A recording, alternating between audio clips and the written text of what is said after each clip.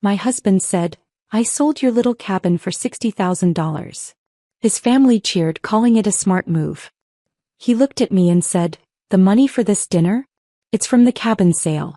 At least one meal is covered." I just stayed quiet. Then the buyer's lawyer called, screaming, "Why are the authorities at our office?" Something didn't feel right.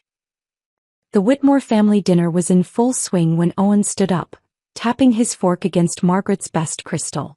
"Before we eat, I have something important to share," he said, his voice carrying the authority he rarely displayed. "You all know about Violet's little cabin, her impractical purchase 3 years ago." My shoulders tensed at his tone. "Well, I've finally done something about it. I sold it for $60,000 last month while she was overseas." The words hung in the air as he pointed to the elaborate spread on the table. "The money for this dinner? It's from the cabin sale. At least one meal is covered." His family laughed and applauded, but I stayed silent, my phone already vibrating with a call that would change everything. "Why are the authorities at our office?" the buyer's lawyer would scream moments later, his panic confirming what I already suspected. "Before we continue, I want to thank you for being here. If you believe that every woman's achievements deserve recognition, not dismissal, please consider subscribing. It's free and helps these important stories reach others. Now let's see what happened next. But let me explain how I ended up at this table, surrounded by people who had made dismissing me into an art form. 6 years of marriage to Owen Whitmore had taught me the precise boundaries of my invisibility. That morning, like every morning, I had risen at dawn to prepare his coffee, 2 sugars, no cream, while he scrolled through his phone at our kitchen table. My greeting went unacknowledged as usual. The breakfast I prepared was consumed in silence, punctuated only by the sound of his chewing and the occasional notification ping from his fantasy football group. Margaret had called while I was cleaning up, speaking only to Owen about Sunday's menu despite knowing I would be the one spending 6 hours in the kitchen preparing her complicated requests. "Make sure Violet knows about the roast," she had said, as if I were hired help rather than her daughter-in-law. "And tell her not to oversalt the potatoes like last time." The potatoes had been perfectly seasoned, but in the Whitmore family my efforts were always somehow lacking. The pattern had been established early in our marriage. When I received my promotion at the consulting firm, a 30% raise and a corner office that I had earned through 18 months of 70-hour weeks, Owen's response was a distracted mumble about how it was about time I contributed meaningfully to our finances. The next evening, his brother Mason had scratched off a $50 lottery winner at that same dinner table, and the family erupted in celebration. Margaret insisted on taking photos while Richard proposed a toast to Mason's good fortune and financial acumen. The Whitmore family dynamics revealed themselves through 1,000 small cruelties that had accumulated like sediment over the years. Margaret consistently forgot to set a place for me at holiday dinners until Owen noticed and mentioned it. Richard discussed finances with Owen while I sat right there, invisible as furniture, even though my salary had exceeded Owen's for the past 2 years. Mason borrowed money he never repaid, always joking that I probably tracked every penny in a spreadsheet, which I did, though not for the reasons he assumed.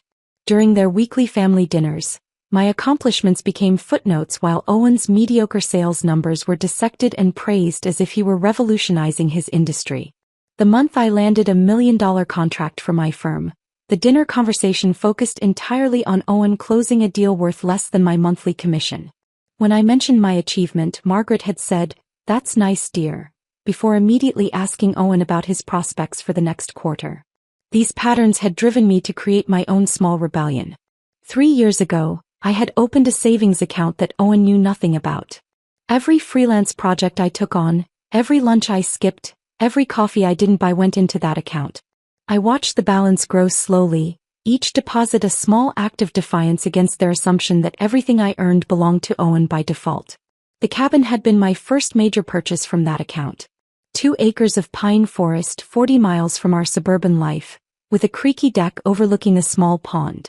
When Owen discovered it through a credit report he pulled for a car loan application, his rage had filled our house for weeks. Margaret and Richard had arrived within hours of his call, ready to lecture me about marriage being about transparency and trust.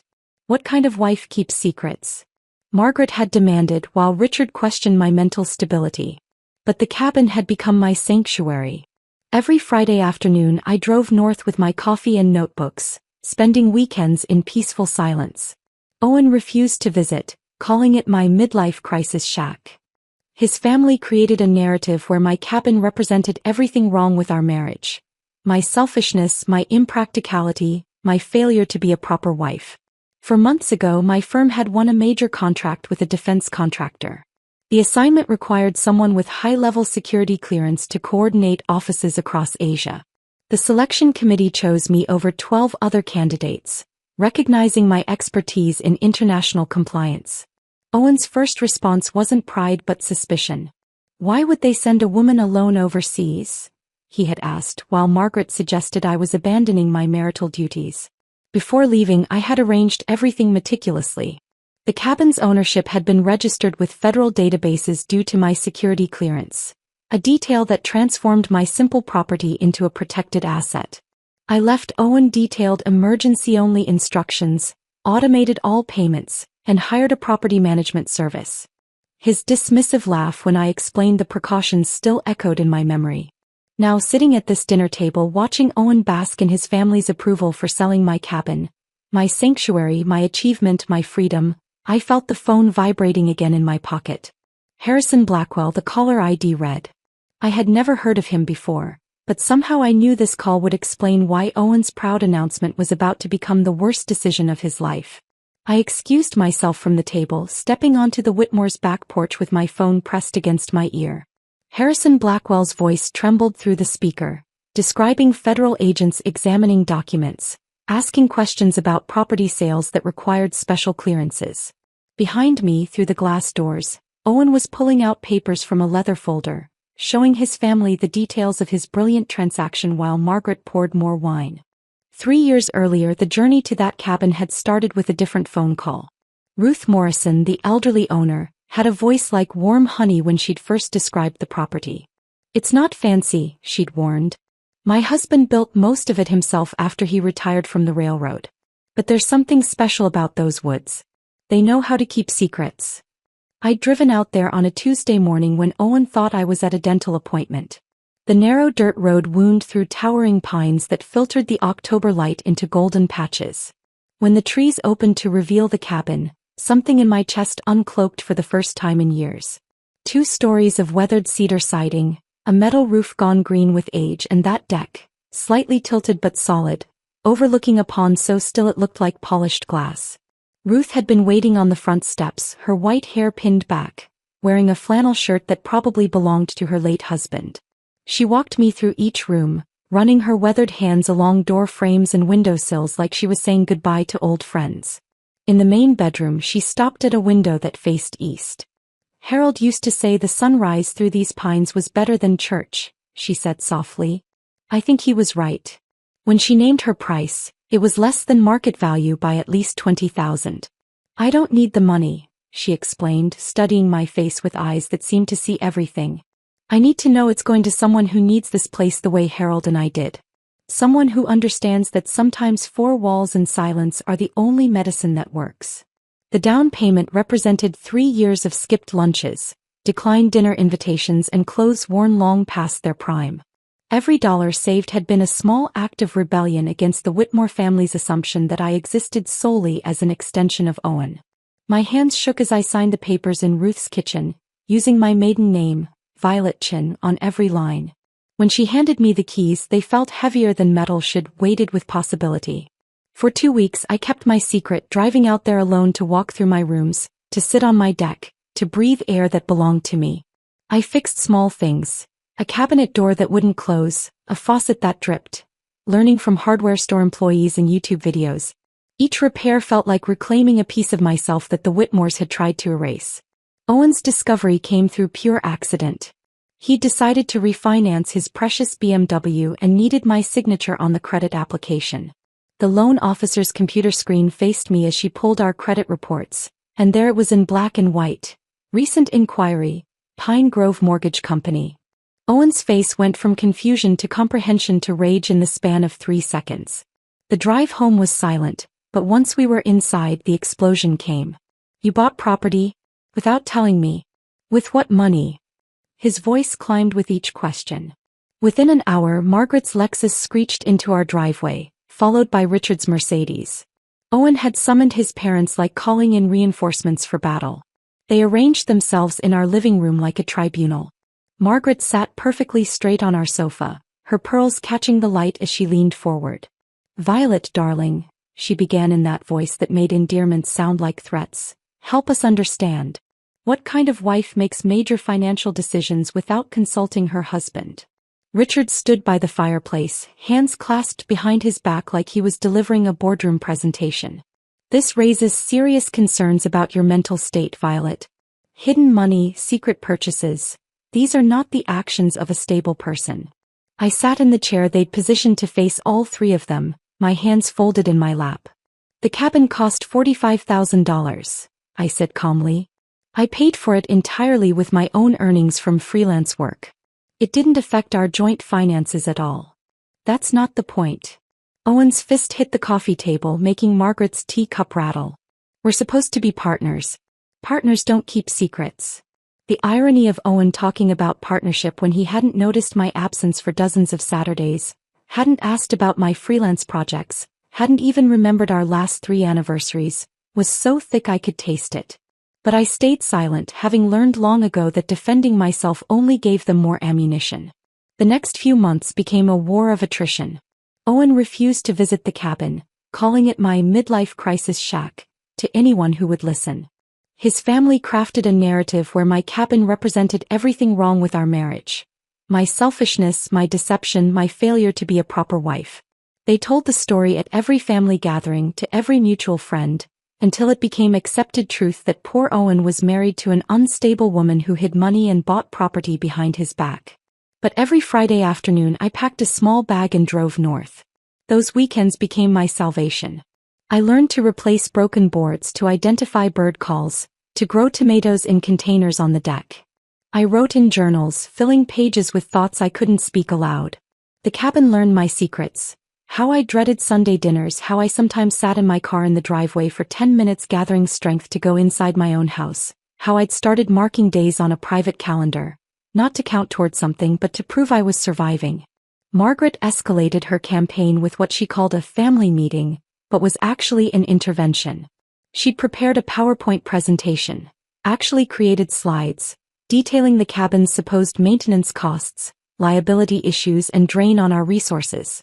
She'd researched septic system failures, roof replacement costs and property tax increases, presenting each as inevitable catastrophe. Mason made jokes about me becoming a hermit woman, asking if I was growing marijuana in the woods. Richard questioned whether I was meeting someone there, his implication clear. Owen sat silent through it all, letting them speak for him as he always did, his silence more damaging than their words. When they finally stopped talking, I pulled out my phone and showed them photos. The garden I'd planted, now growing wild with herbs and vegetables. The desk I'd positioned by the window where morning light flooded in. The bookshelves I'd built myself, slightly crooked but functional. Their faces remained unmoved, seeing only evidence of time spent away from them, energy directed toward something beyond their control. They stared at my photos for exactly 3 seconds before Margaret closed my phone and handed it back to me with the same expression she wore when returning spoiled food at a restaurant. "Well," she said, adjusting her pearls, "I suppose everyone needs their hobbies." The word hobbies dripped with enough condescension to fill the pond behind my cabin. 2 months after that disastrous intervention, everything shifted. My managing director, James Harrison, called me into his office on a Monday morning in February. The view from the 32nd floor showed the city wrapped in winter fog, and James stood against it like a general planning a campaign. "We've won the Raytech contract," he said without preamble. 4 months coordinating their satellite offices across Asia. "It's worth $12 million to the firm, and I need someone with your specific expertise." The project required high-level security clearance due to Raytech's defense contracts. 12 candidates had been considered. My name sat at the top of the list, circled twice in James's distinctive red pen. "Your background check came back spotless," he said, sliding the folder across his mahogany desk. "Your experience with international compliance is unmatched in this office. The client specifically requested someone with your qualifications." I accepted immediately, the word yes, escaping before I could second-guess myself. 4 months away from the Whitmores felt like being offered oxygen after years of suffocation. James smiled, the kind that suggested he understood more about my home situation than I'd ever explicitly shared. You leave in 3 weeks. The pay differential is substantial, hazard pay plus overseas adjustment. We're talking about doubling your quarterly income. That evening I told Owen over dinner, watching his fork pause midway to his mouth. 4 months. His voice carried not concern but calculation. Why would they send you? Why not Harrison or Kumar? They have more seniority. Because I have the security clearance and the expertise, I replied, keeping my voice neutral despite the familiar sting of his doubt. A woman alone in Asia for 4 months, he muttered, returning to his plate. Seems unnecessary. Can't you do it remotely? Within an hour, Margaret had called, having received Owen's distress signal. Violet, dear, her voice crackled through the speaker, I've just heard about this overseas assignment. Don't you think it's rather selfish? Leaving your husband for months? Marriage requires sacrifice, and it seems you're only interested in your career. The security briefing 3 days later revealed complications I hadn't anticipated. Agent Patricia Yamamoto from the Defense Security Service explained that all personal assets had to be registered in federal databases. Your cabin in Pine Grove, she said, reading from her tablet, will be flagged as belonging to a cleared contractor working on sensitive projects. This provides additional protection against foreign interference or suspicious activity. My simple cabin had just become a federally monitored asset. The irony wasn't lost on me. The property Owen and his family dismissed as worthless was now under government protection. I spent the next 3 days arranging meticulous coverage for my absence. The property management company I hired came highly recommended, their contracts typically serving deployed military families. Every utility payment was automated, double-backed with the management company as secondary payers. I installed security cameras that uploaded directly to cloud storage accessible from anywhere in the world. The emergency folder I prepared for Owen contained 15 pages of detailed instructions. Emergency contacts, utility companies, maintenance schedules, and explicit warnings about the cabin's federal status. I highlighted emergency access only in yellow marker, underlining it 3 times. Owen flipped through it with barely concealed amusement. It's just a shack in the woods, Violet, not Fort Knox, he laughed, tossing the folder onto the kitchen counter where it would remain untouched for the next 4 months. Singapore's humidity hit me like a wall when I stepped off the plane, but the sensation of freedom was stronger than any physical discomfort.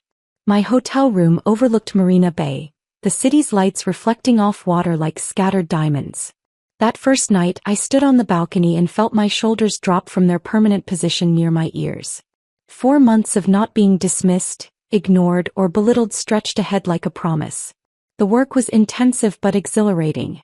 I uncovered a web of compliance issues that had cost Raytech millions in potential fines. My daily reports to James were met with praise that felt foreign after years of Owen's indifference. The client was impressed enough to request an extension, which I politely declined. 4 months was my limit. My weekly video calls with Owen became a study in declining interest. Initially, he managed 10 minutes of conversation, asking perfunctory questions about my work while his attention drifted to whatever was on his computer screen. By week 3, he was attending Margaret's dinners during our scheduled calls, the family chatter drowning out any attempt at meaningful conversation. Your absence is barely noticed, Margaret said once, loud enough to be heard through Owen's phone, followed by laughter I recognized as Mason's. Margaret's emails arrived like clockwork every Sunday evening. She'd forward articles about career women who lost their families, or historical accounts of wives who'd abandoned their duties for personal ambition. Each message signed with "Concerned for your marriage, Margaret," as if her concern had ever extended beyond control. The family group chat, which I'd been part of for 6 years, suddenly showed an error message one morning. You are no longer a participant in this conversation. No explanation, no warning. Owen claimed it was a technical glitch when I asked, but his social media told a different story.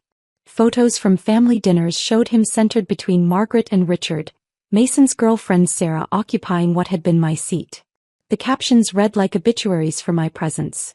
Great evening with the whole family, and complete at last. My cabin's security cameras became my lifeline to something real. Every morning I'd check the feeds while drinking coffee, watching deer wander through the yard or rain pattern the pond's surface. The weekly reports from the management company were brief. All systems normal, no issues to report. But they provided more comfort than Owen's increasingly sporadic messages. By month 3, Owen had stopped answering my calls altogether. Text messages received single-word responses hours later. Busy. Fine. Later. His social media, however, showed remarkable availability for dinner with colleagues, drinks with Mason, concerts with people I didn't recognize. Sarah, Mason's girlfriend, appeared in more photos, always laughing at something Owen had said, her hand occasionally on his shoulder in that casual way that wasn't casual at all.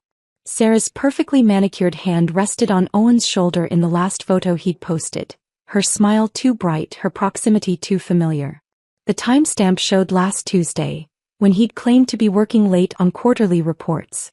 I closed the laptop and stared at the Singapore skyline, the city's pulse vibrating through my hotel window as I processed what those images meant. Not just indifference anymore. Something else entirely. The flight home stretched across 16 hours and 3 time zones, plenty of time to prepare myself for whatever waited in Detroit.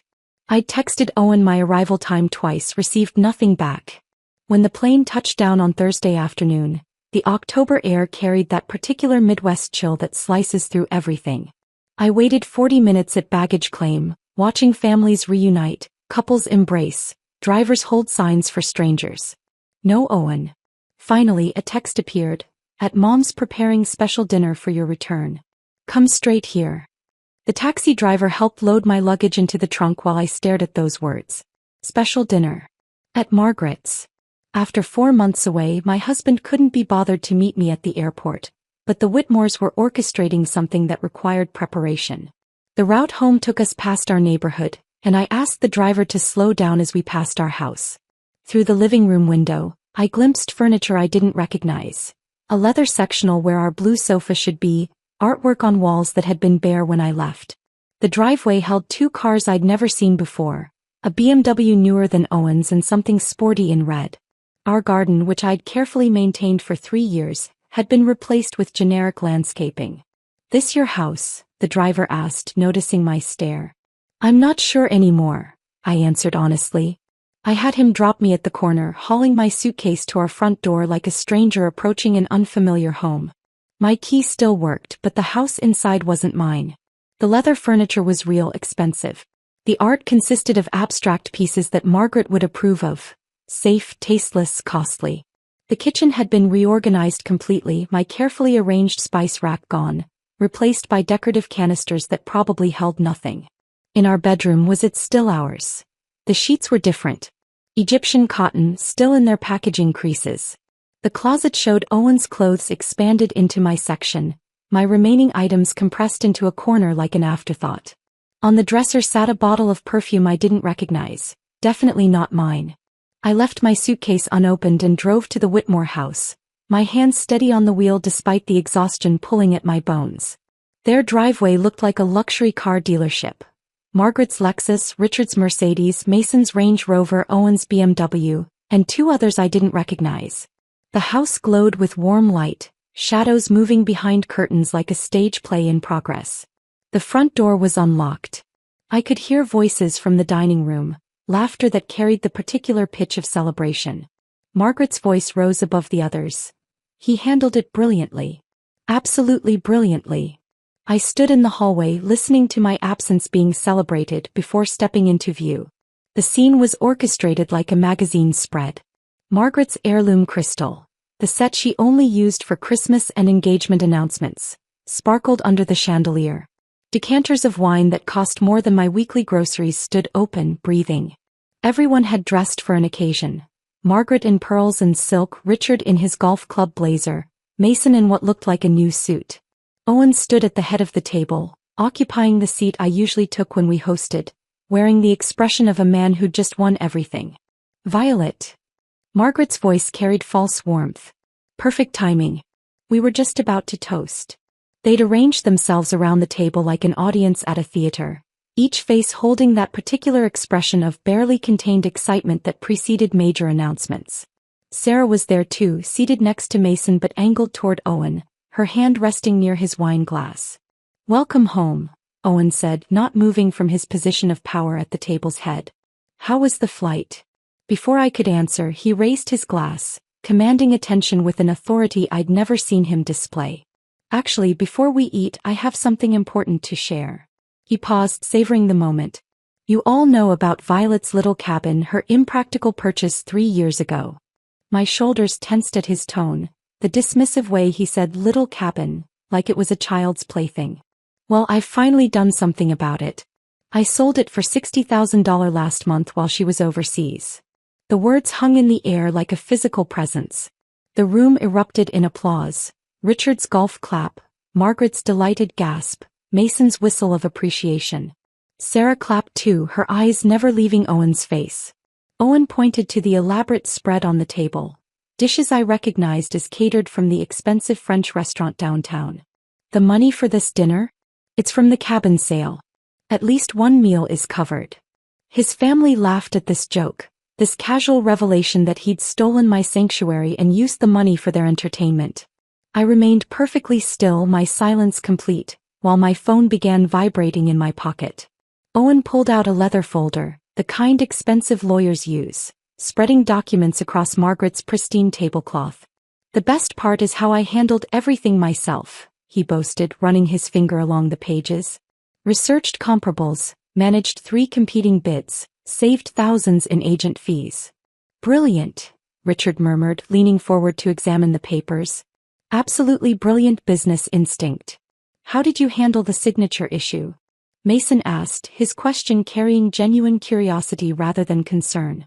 Owen's smile widened. Spent 3 days practicing. Got it perfect. See.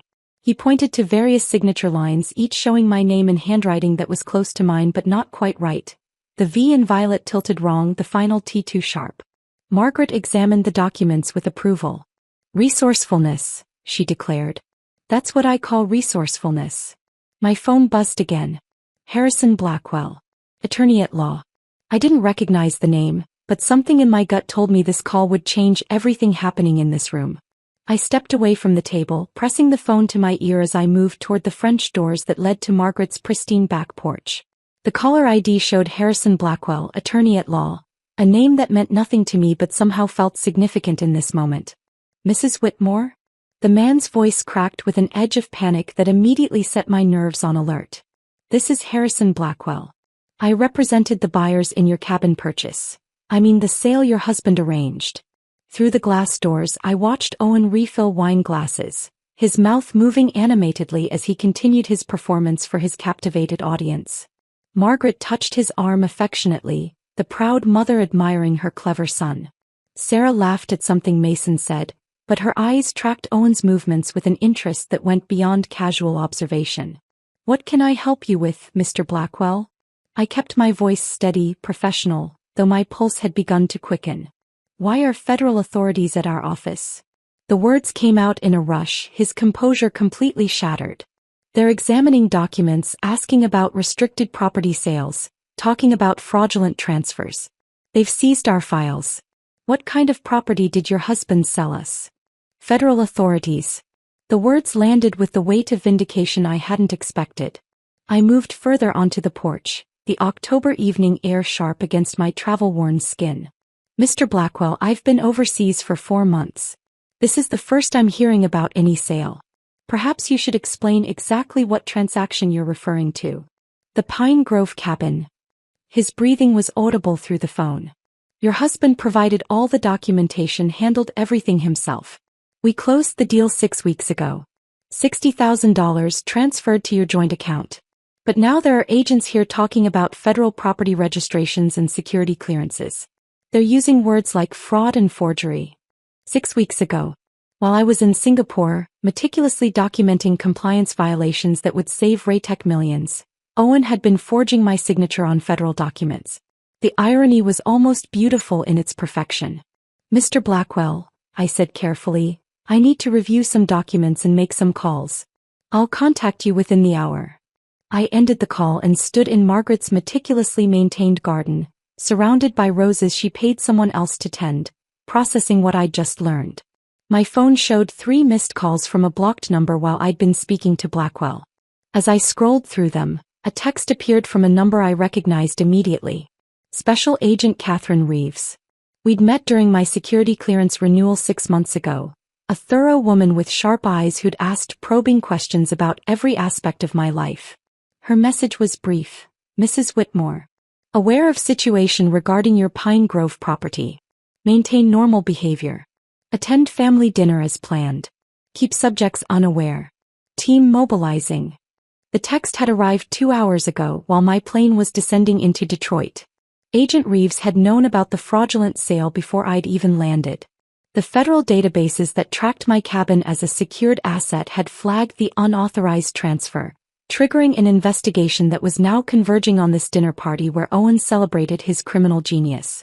I thought about the security briefing I'd attended before leaving for Singapore, Agent Yamamoto's careful explanation of how property owned by cleared contractors became part of a larger protective framework.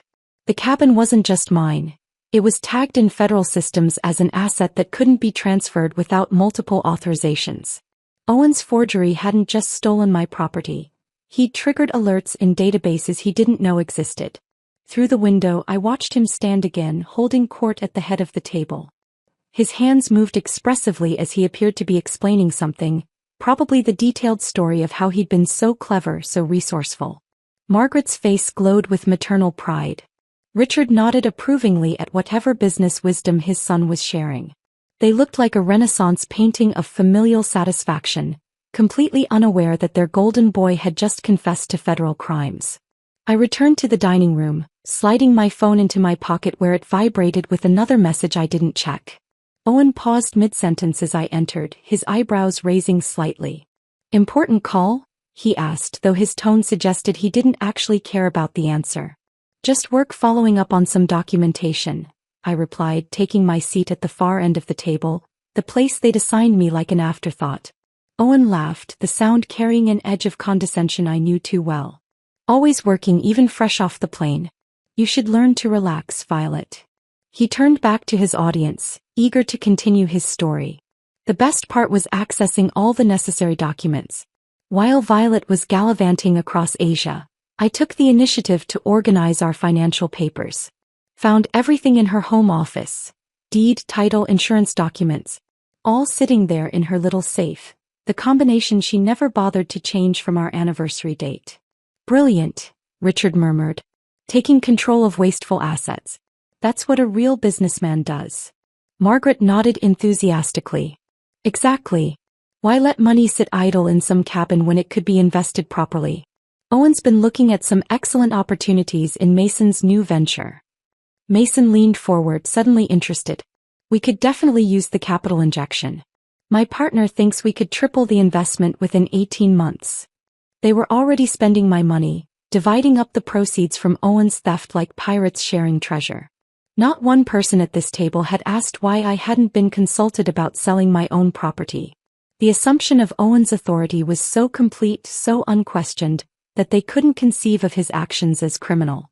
"Your signature work was impressive," Mason said to Owen, grinning broadly. "Honestly couldn't tell the difference from the real thing." 3 days of practice," Owen replied proudly. "I used her old journals to study her handwriting. The key is getting the pressure right, the way she curves certain letters." Sarah finally spoke, her voice carrying a sweetness that didn't reach her eyes. "You must be so proud, Violet. Owen really took charge while you were gone." I met her gaze steadily, noting how her hand had moved to rest near Owen's on the table, their fingers almost touching. "Oh yes," I replied. "He certainly took charge of something that wasn't his to take." The words hung in the air for a moment before Owen laughed them off. "Everything in a marriage is ours, darling. That's what partnership means." My phone vibrated again. Another text from Agent Reeves. 15 minutes. I watched the second hand on Margaret's grandfather clock sweep past the 12. 14 minutes since Agent Reeves's last text. Owen had moved on to describing his future investment plans for the $60,000, his voice carrying the confidence of a man who believed he had gotten away with everything. Margaret was serving her homemade tiramisu, the dessert she reserved for special victories, when the first black vehicle pulled silently into the driveway. The headlights swept across the dining room windows like searchlights, followed immediately by 2 more vehicles positioning themselves with military precision. Through the sheer curtains I could see the government plates, the kind that made neighbors peer through blinds and wonder what level of trouble had arrived on their street. 6 figures emerged from the vehicles, moving with the coordinated efficiency of people who had done this many times before. I stood up from the table, my movement so sudden that Sarah's wine glass wobbled. "I'll get the door," I said, though no one had knocked yet. Owen barely glanced at me, too absorbed in explaining to Richard how he planned to leverage the cabin money into a larger real estate portfolio. I reached the front door just as Agent Catherine Reeves raised her hand to knock. She stood flanked by 5 other agents, all wearing the kind of dark suits that screamed federal authority. Her eyes met mine with professional recognition. She remembered me from the security clearance interview, remembered the woman who had sat across from her for 3 hours answering questions about every aspect of her life. "Mrs. Whitmore," she said quietly. "Are all the subjects present?" "They're in the dining room," I confirmed, stepping aside to let them enter. "All of them. They're having dessert." The agents moved through Margaret's hallway with practiced precision, their footsteps deliberate on her polished hardwood floors. Each footfall sounded like a countdown, marking the seconds until Owen's world collapsed. Agent Reeves led the way, her hand resting casually near her badge, ready to present credentials that would turn celebration into catastrophe. The dining room fell silent as 6 federal agents filed in, spreading out to block all exits with movements so smooth they seemed choreographed. Owen's fork hung suspended halfway to his mouth, tiramisu sliding off onto Margaret's heirloom tablecloth. Richard's face drained of color so quickly I thought he might faint. Mason pressed back in his chair as if he could disappear into the wallpaper, while Sarah's eyes darted between the agents and the door, calculating distances she'd never be able to cross. "Owen Whitmore," Agent Reeves announced, her voice carrying the weight of federal authority that made everything else in the room seem suddenly trivial. She held up her badge, the gold shield catching the light from Margaret's chandelier. "You're under arrest for wire fraud, forgery, and conspiracy to commit interstate commerce violations." The words landed like physical blows. Owen's wine glass slipped from his hand, shattering on the floor in a cascade of crystal and merlot that spread across Margaret's Persian rug like blood. "This is insane." He shot to his feet, his chair scraping against the floor. "It was just a property deal. A simple real estate transaction." Agent Reeves moved toward him with unhurried confidence. "Selling federally registered property using forged documents isn't a simple transaction, Mr. Whitmore. It's a federal crime." The handcuffs appeared in her hands with practiced ease, the metal clicking around Owen's wrists with a finality that made Margaret scream. "There's been a mistake." Margaret's voice cracked, her hands fluttering to her pearls as if they could protect her from this reality. "This is a misunderstanding. Owen was just being resourceful. We need to call our lawyer." Richard stood up, trying to summon the authority he commanded in boardrooms, but his voice shook as he spoke. "You can't just come into our home and—" "Sir, please sit down," one of the other agents instructed, his tone making it clear this wasn't a request. Richard sank back into his chair, suddenly looking every one of his 72 years. The agents began their systematic documentation of the scene. One photographed the forged documents still spread across the table, Owen's confession transformed into evidence. Another captured images of the champagne bottles, the elaborate dinner spread, the celebration that had been funded with stolen money. A third agent collected the family's phones, ignoring Sarah's protests about privacy and Mason's claims that he wasn't involved. Owen turned to me, his face cycling through emotions, confusion, anger, desperation, before settling on something that looked like betrayal. "Violet, tell them this is a misunderstanding. You're my wife. Explain that I had every right to sell that property. Tell them." I met his gaze with the same steady silence I had perfected over 6 years of being dismissed, ignored, and belittled. The silence that had once been my prison now became my power. I said nothing, letting my lack of words speak volumes about years of accumulated injuries that had led to this moment. "Wives can't testify against husbands," he said desperately, grasping for legal straws he didn't understand. "You can't do this to me. I was helping our finances. I was being smart." Agent Reeves paused in her process of securing Owen's hands behind his back. "Actually, Mr. Whitmore, Spouses can absolutely testify in federal cases involving crimes against each other. But more importantly, we don't need your wife's testimony. The evidence you've provided tonight, your detailed confession to your family, the forged documents you displayed, the fraudulent sale of government-registered property, that's more than sufficient. She looked at me then, her expression professionally neutral but with something in her eyes that might have been understanding. Mrs. Whitmore, we'll need you to come to the federal building tomorrow to provide a statement. Our financial crimes unit has uncovered additional irregularities that go beyond the cabin sale. Margaret's gasp was audible. Additional irregularities? Agent Reeves turned her attention to Owen's parents. Mr. and Mrs. Whitmore Sr., you'll both need to come in for questioning as well. Your names appear on several suspicious transfers connected to this case. She paused, letting the implications sink in. It seems the cabin sale was just the beginning. Our forensic accountants have found evidence of systematic embezzlement from joint accounts, hidden investments, and what appears to be a pattern of financial fraud extending back several years. The family that had spent 6 years celebrating Owen's every minor achievement while dismissing everything I accomplished now sat frozen, watching their golden child being led away in handcuffs.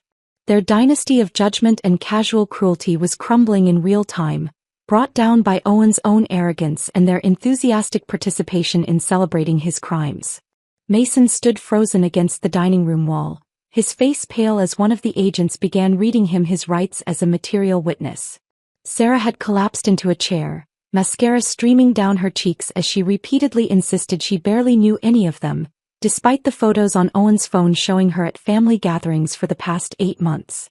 Margaret clutched at the agent nearest to her, begging to accompany Owen, while Richard sat with his head in his hands, muttering something about calling their attorney who, ironically, had been disbarred 2 years prior for his own financial improprieties. The next morning arrived with a clarity that felt almost surreal. I sat in my kitchen now, not ours, drinking coffee from the mug I'd bought myself in Singapore, watching the sunrise paint the walls gold. My phone had been vibrating non-stop since midnight with calls from numbers I didn't recognize, journalists who'd somehow gotten my contact information, and Margaret's repeated attempts to reach me despite being explicitly told not to contact me by federal agents. The first domino fell within 48 hours. Premier Title Services, the company that had processed Owen's fraudulent sale, found federal investigators at their door Monday morning. By noon, their license had been suspended pending investigation. The owner, Bradley Morrison, gave a panicked interview to local news claiming they'd followed standard procedures, but the forged documents Owen had provided were so obviously fraudulent that their failure to verify authorization constituted gross negligence. Morrison's 30-year career in real estate ended in a single morning, his reputation destroyed by Owen's transaction. 3 real estate agents who'd advised Owen on pricing and strategy faced their own reckoning. Jennifer Patterson, who'd provided comparable sales data, lost her license when investigators discovered she'd never verified Owen's ownership of the property. Robert Klein, who'd connected Owen with potential buyers, was found to have ignored multiple red flags in the documentation. Sandra Marsh, who'd celebrated the sale on her professional social media, claiming credit for facilitating another successful transaction, watched her 20-year career evaporate when screenshots of her posts became evidence of professional negligence. Margaret's Facebook posts became particularly damaging. Her proud declaration that "my brilliant son just made the deal of the year," accompanied by photos of the celebration dinner, had been shared 16 times before the arrests. Neighbors who'd always found the Whitmores insufferable gleefully provided screenshots to investigators. Her post from 3 weeks earlier, "so proud of Owen taking charge while his wife gallivants across Asia," became evidence of premeditation. The country club ladies she'd bragged to about Owen's business acumen now crossed the street to avoid her. Harrison Blackwell's law firm imploded spectacularly. The buyers, an innocent couple named David and Jennifer Chin who'd thought they were purchasing a weekend retreat, sued everyone involved. Their lawsuit named Blackwell's firm, the title company, all 3 real estate agents, Owen, and even attempted to include me before their attorney realized I was the victim. Blackwell's partners voted him out within a week, his name scraped from the building's directory before the paint was dry on the federal subpoenas. 6 months of investigation revealed the scope of Owen's deception went far beyond the cabin. Federal forensic accountants discovered he'd been siphoning money from our joint accounts for years, funding failed investments and unauthorized loans to his family. Every transaction told a story of entitlement and theft. The $20,000 to Mason for his revolutionary dropshipping business that never shipped a single item. The $15,000 to Richard for golf club memberships and gambling debts he'd hidden from Margaret. The steady stream of smaller amounts, $500 here, $1,000 there, that funded Owen's lunches with Sarah, their weekend trips I'd never known about, gifts for a relationship that had apparently been developing while I worked overseas. Judge Patricia Thornton presided over Owen's sentencing with the weariness of someone who'd seen too many entitled men believe the rules didn't apply to them. The federal courthouse in downtown Detroit had the kind of imposing architecture designed to remind defendants of the government's power. Owen sat at the defense table in a suit that no longer fit properly. 6 months in federal detention had stripped away his casual arrogance along with 15 pounds. Your Honor, Owen began his allocution, his voice lacking the confidence that had once commanded boardrooms and family dinners. I meant no harm.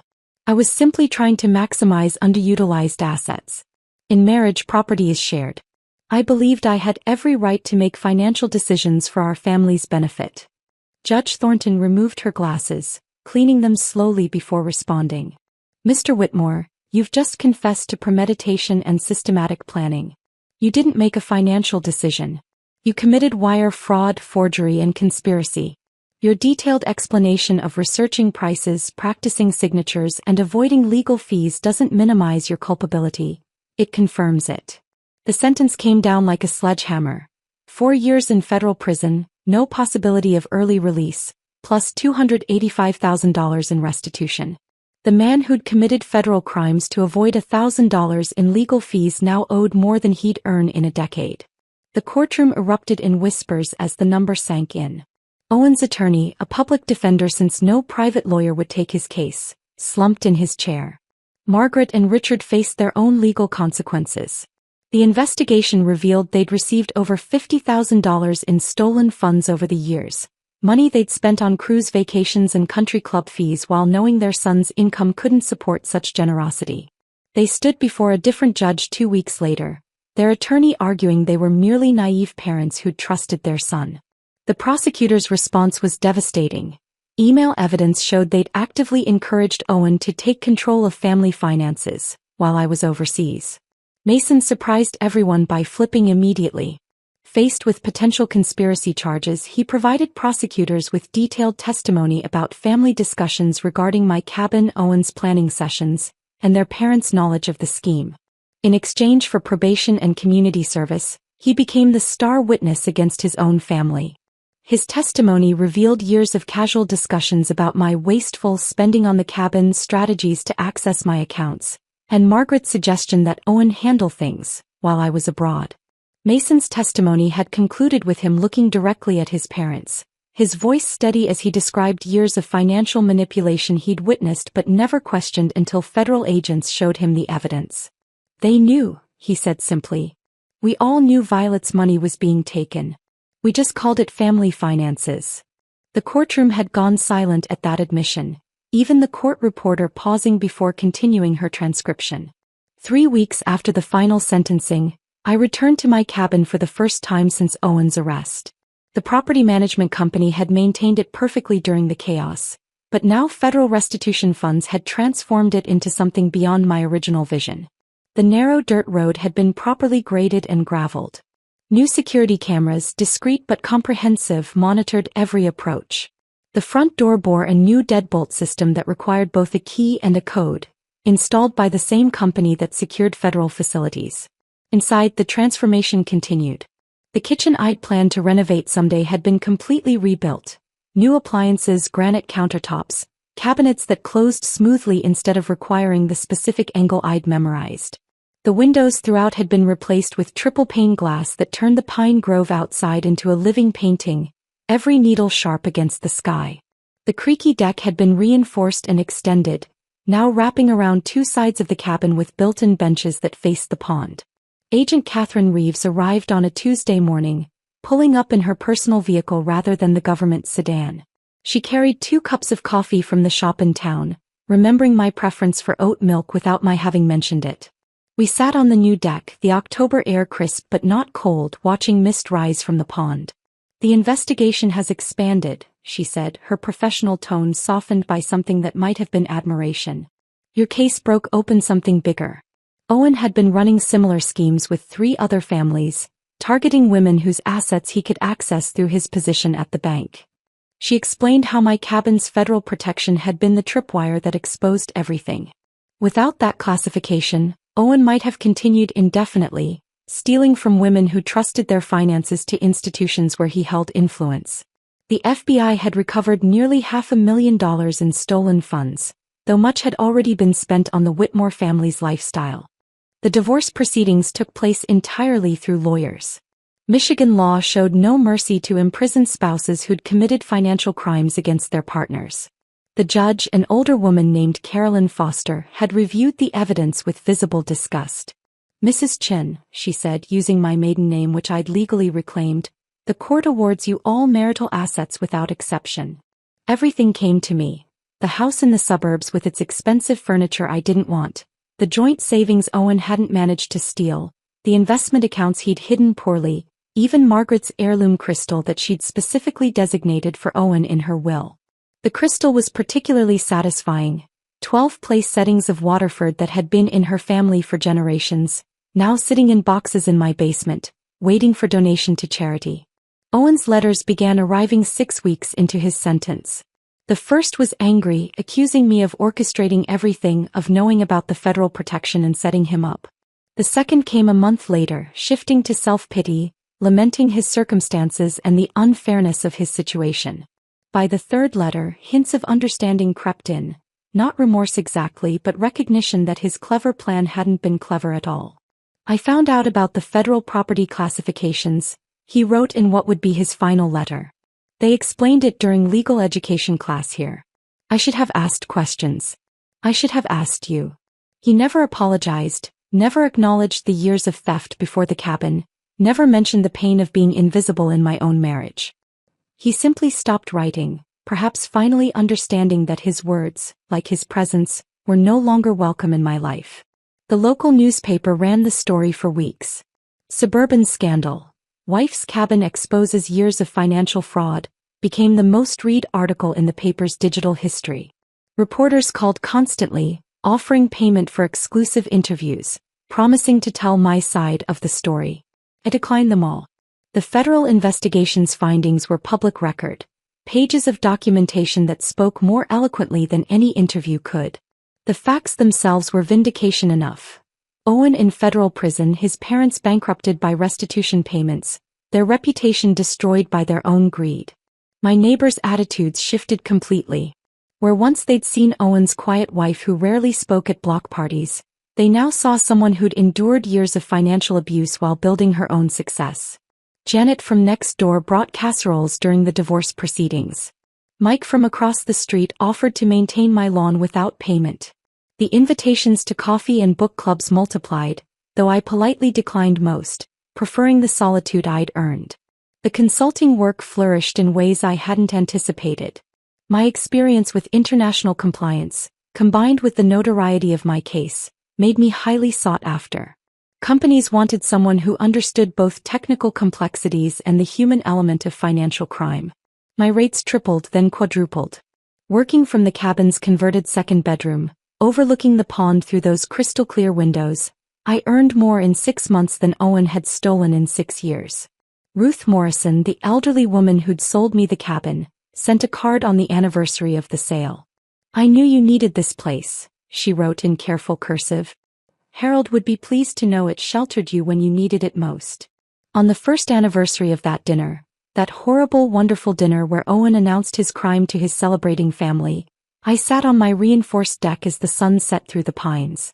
The wine wasn't special, just a bottle from the local grocery store, chosen because I liked the label. No one would judge this choice, no one would comment on its price or vintage.